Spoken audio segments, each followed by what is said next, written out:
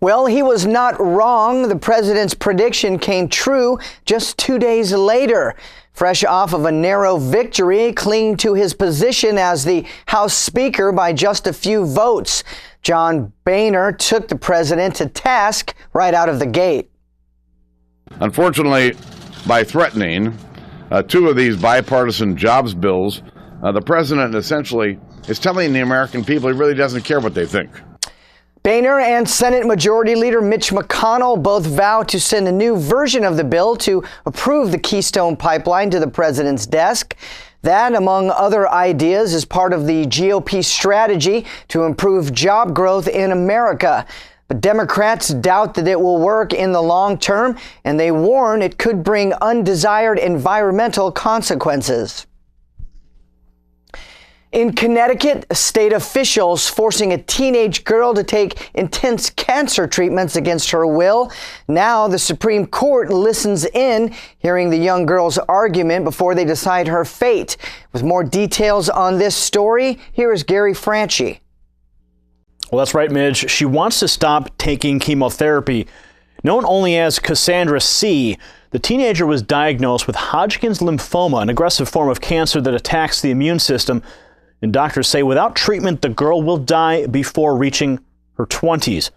When the girl refused to accept their orders, state officials took her into custody and confined her to a hospital room against her will. There in the hospital, she's being forcibly required to undergo the cancer treatments that she refused.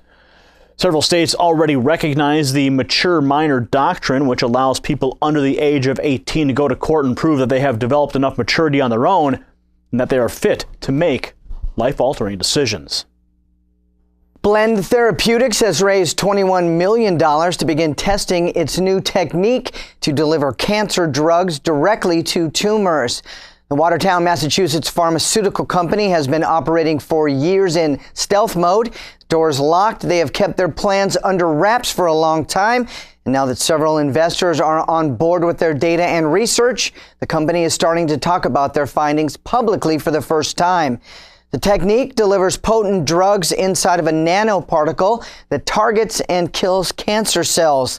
Some have called them the mini smart bombs for cancer. The first clinical testing could begin within the year. In Columbus, Ohio, a man is shot dead by police after leaving the airport ticket counter. Officials say they were alerted to the area when they found a car parked illegally outside. And when the ticket counter clerk refused to sell a ticket to the man, he went back outside and got in his truck. That is when an officer approached him at his car. Airport Authority official David Whitaker describes the scene. There was a confrontation with the police officers as they responded to the call to respond, and through that confrontation, the person who was causing the confrontation was shot and killed by CRA police officers. We don't think that there's an ongoing threat at the moment. We believe the situation is contained, as I've described. The passengers are being told exactly what I'm telling you and the reason for our precautions moving forward. Many people are asking, what did this suspect do to deserve death? Did his actions justify the use of deadly force? But when reporters pressed for answers, the official didn't want to say too much. There was a threat, and we were responding to that. I would like a little bit more time to characterize that. Verbal threat? A confrontation with our police officers that resulted in a shooting. Since then, the authorities have came forward and said that they do have surveillance video showing the man pulling out a small knife and trying to lunge at the police officer, but they still have not released that video to the public. 4 months after security was beefed up at Fort Bliss, Texas, the Army post is once again raising their alert, redoubling efforts after the shooting at the VA clinic on Tuesday. A former clerk killed a psychologist at the facility in El Paso before taking his own life. The spokesman says Fort Bliss is boosting random vehicle searches and looking for proper registration. There's been no word on how the gunman got past security checkpoints at the VA clinic. In other news, changes could be coming to the internet. New rules on the horizon regarding internet access. FCC Chairman Tom Wheeler appears poised to propose new rules that would classify internet service providers as public utilities. It is a move to everyone that has the same access for free content online. Making a public appearance at the Gadget Show in Las Vegas, Wheeler strongly indicated that he favors a shift to tougher regulations, describing it as just and reasonable. Wheeler says that he intends to release the full details of his proposal on February 5th. The FCC is scheduled to vote on the issue just 3 weeks later on February 26th. President Obama has supported net neutrality in public, but many congressmen and women on both sides of the aisle have serious concerns. Wheeler himself is a former lobbyist for cable and telecommunications companies with several strong ties in Washington.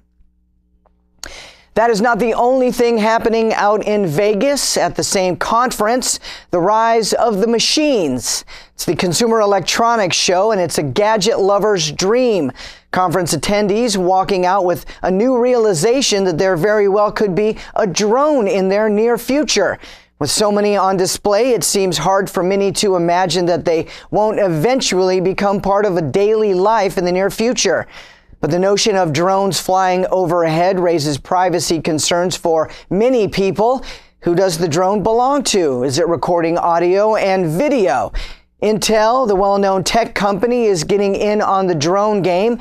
Their senior chip maker, CEO Brian Kersanich, told the conference that he's on board, pitching an idea for these special tiny chips to manage drones. It's a sector of technology that could be about to take off. In California, farmers are using unmanned aircraft to water their crops and spray with chemical fertilizers. With more businesses clamoring for a chance to put drones to work for them, more pressure is mounting on the FAA to make new laws, certify operators with a pilot's license, and clear the runway.